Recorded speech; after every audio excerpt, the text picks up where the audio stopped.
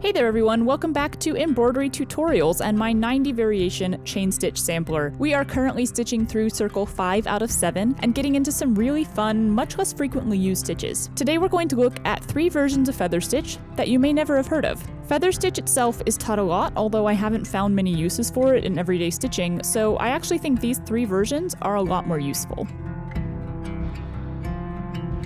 First, we are going to learn the lovely and such fun chain of hearts. This is the infamous stitch I totally forgot on my last version of this sampler, so it was technically 89 stitches instead of the full 90, but I am not forgetting it this time. It's way too adorable. You can stitch this on either side of the main triangle using the first set of triple lines. Start out by coming up in the middle line, then go back down on that middle line 1 stitch length away. That determines the size of your heart, so don't go too far away or you'll end up with a really long and skinny heart that looks stretched. Before you pull all the way through, come back up on one of the outer lines and go through the loop you've created. This is the peak of the heart where it curves up on the top, so you want to come up a little above your original entry point to get the proper shape. Repeat these steps on the other side using the same central points and you get a little heart.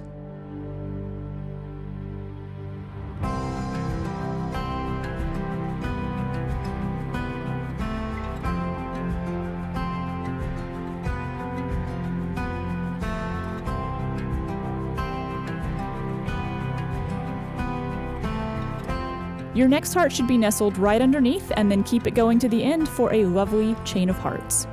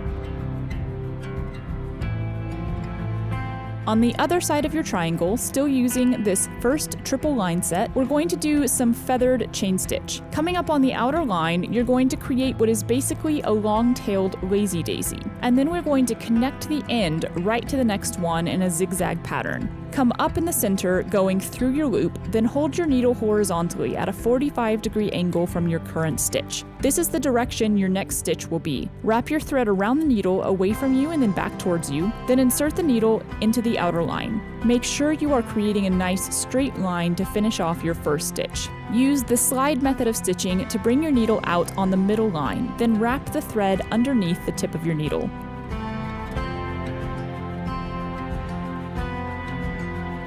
When you draw your needle all the way through, you should get a second little lazy daisy right there.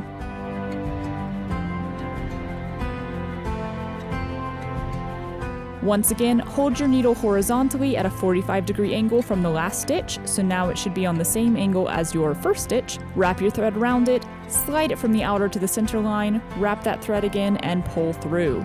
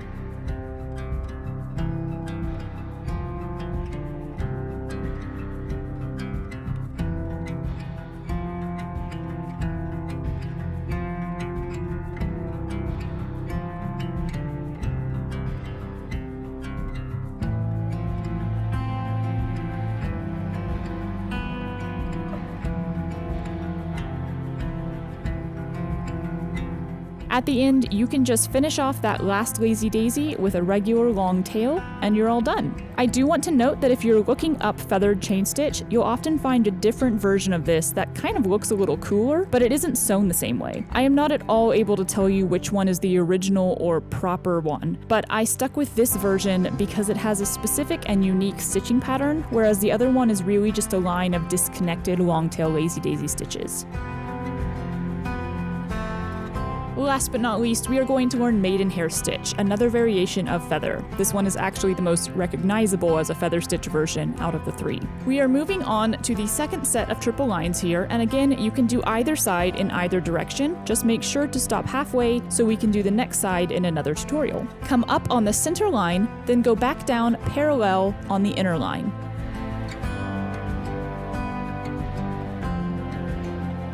Come up one stitch length away on that center line, going through the loop you created to make a single feather stitch. Go down a little bit away from that first leg, coming up through the center again to stack another feather stitch on the first one, then repeat for a third. You don't want these to be right on top of each other, so put a bit of space between each leg.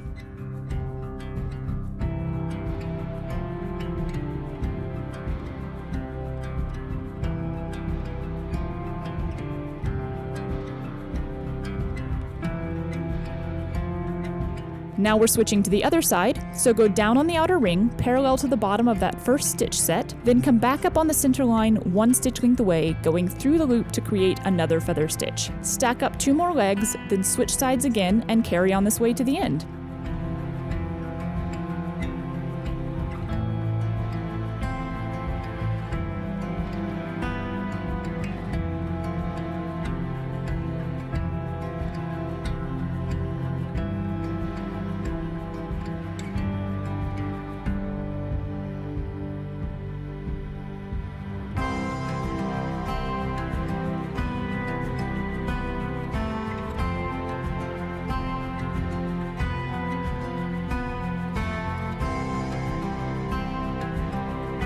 The final look is this really pretty pattern that I actually like way more than regular feather stitch. It's cool how there's a central stem with little branches going off, and you could definitely play around with maidenhair, changing the number of branches in each direction as you please, or adding a whip stitch over the center stem. Lots of fun options.